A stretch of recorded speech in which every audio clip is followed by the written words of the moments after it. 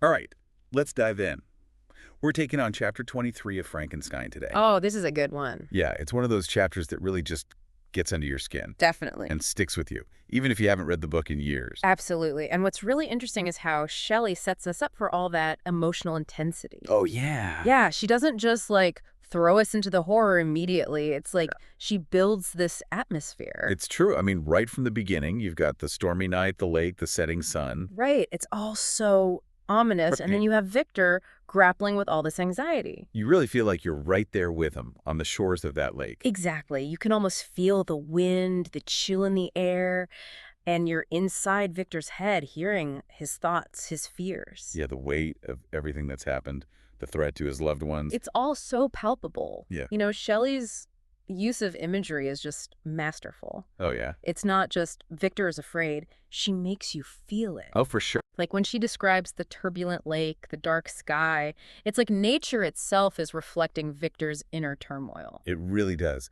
And then there's his love for Elizabeth, which is so strong, yet it's completely intertwined with this fear for her safety. It's such a powerful contrast. Yeah.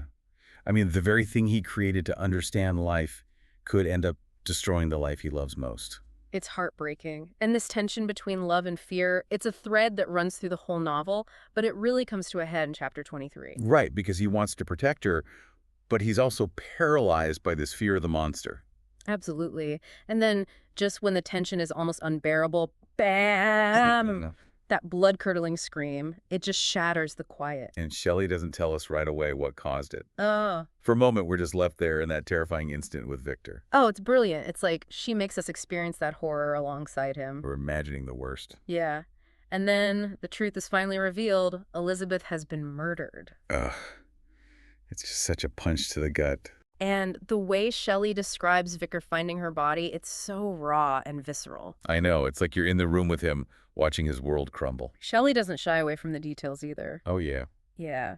The way she describes Elizabeth's features, her body, it's all meant to drive home the brutality of what happened. And how deeply Victor is suffering. Exactly. And then, to make matters worse, we get that chilling image of the monster at the window. Oh, my gosh. Yes. It's like he's relishing in Victor's pain. So he's not just a killer. He's deliberately tormenting Victor. Right. It shows how much his hatred has grown and his awareness of his own power. This really feels like the turning point in the story, you know? Totally. It's what pushes Victor from fear into this single-minded quest for revenge. He's lost everything. Love, family, peace of mind.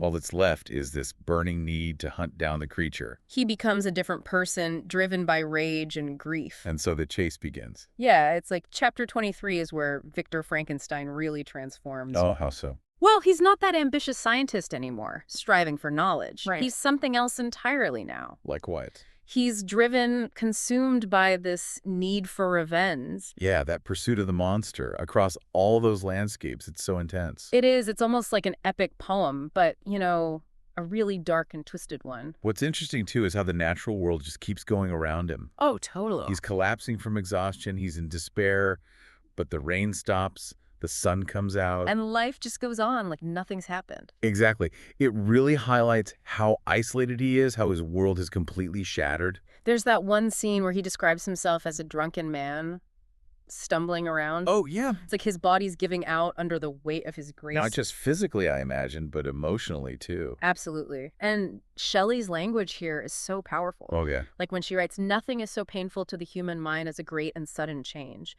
It's like that feeling of loss that everyone can relate to. Ugh. And then he goes back to Geneva, hoping for some kind of comfort, I guess. Right, only to find his father dying. Talk about a blow. It really shows how far-reaching the monster's actions are, you know? It's not just Elizabeth. It's like he's destroyed Victor's entire family. Yeah. The scene with his father is so moving. Shelley describes his father's eyes as losing their charm and delight. Wow.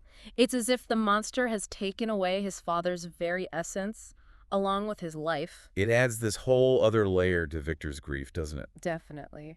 And then Victor curses the monster, blaming him for the misery inflicted on his father's gray hairs. It's just raw pain and fury. So what happens next? Well, this is where we see Victor really start to lose it. What do you mean? He collapses, he's in prison for a while, Oh, wow. and he talks about being haunted by memories of the monster. Clearly, the trauma has really taken its toll. Oh, absolutely. He's trapped in this nightmare, and Even freedom doesn't hold any meaning for him anymore. His desire for revenge, it's all that's left. Yeah, it's his only reason for existing. He goes to a magistrate demanding they catch the monster. But, I mean, how realistic is that? That's the thing, isn't it?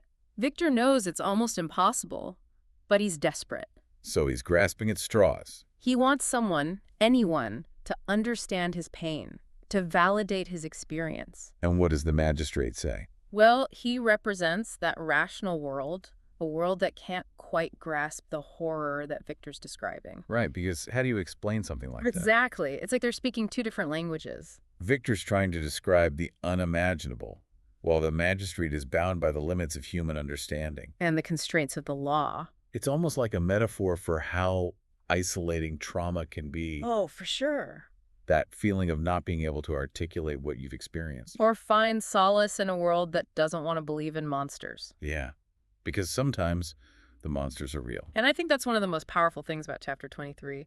It's not just a horror story. It's about grief, loss, and how trauma can shatter your reality. And alienate you from everyone around you. Absolutely. So the magistrate pretty much tells Victor, sorry, can't help you with your monster problem. Yeah, it's a total dismissal, Oh, yeah. like a denial of his reality. I bet that hurt. Victor even accuses him of ignorance and pride, you know? Right, because their worldviews are just so different. Totally. Victor sees this as a huge betrayal. Like, you don't even believe me. Exactly. He's poured his heart out, shared this horrifying experience. And he gets nothing. Just skepticism. It's like the ultimate isolation, right? Totally. And this is where Victor decides to go all in on revenge. Oh, yeah. He basically says, fine, if you won't help me, I'll do it myself. Even if it destroys him. Exactly. There's no turning back now. So he's completely abandoned any hope of justice from the outside world. Yeah, he's on his own. It's tragic, in a way. Right. Victor, this brilliant scientist, is now consumed by the very thing he created. It's like a cautionary tale. Totally. About the dangers of revenge and how grief can twist even the brightest minds. Not just a monster story, is it? No, it's much deeper than that. Shelley's exploring the darkness inside all of us. Exactly. And she makes us ask these tough questions like, what is justice? How do we deal with suffering? What happens when our ambition goes too far? It's like she's holding up a mirror to humanity. And saying, look, this is what we're capable of. Wow. This deep dive has been intense. It has, but also so insightful. We've talked about grief, loss, revenge, The nature of good and evil. what it means to be human. And it feels like we've only scratched the surface of Chapter 23. I know, there's so much more to explore. But sometimes you need to just sit with these big ideas. Let them sink in. Exactly. Well, that's it for our deep dive today. Thanks for joining us. It's been a pleasure. And remember, the next time you pick up a book, Don't be afraid to really dig in. you never know what you might find.